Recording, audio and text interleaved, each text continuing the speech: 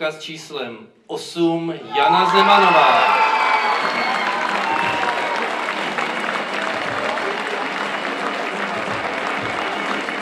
Nejkrásnější dívka Vysočiny a znovu ji můžu opakovat. Miss Vysočiny 2009, slečna Jana Zemanová.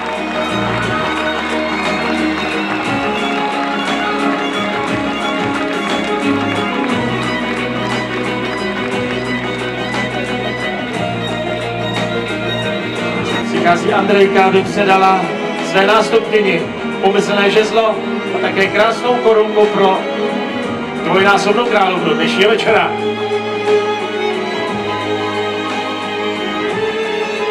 Dobrý večer.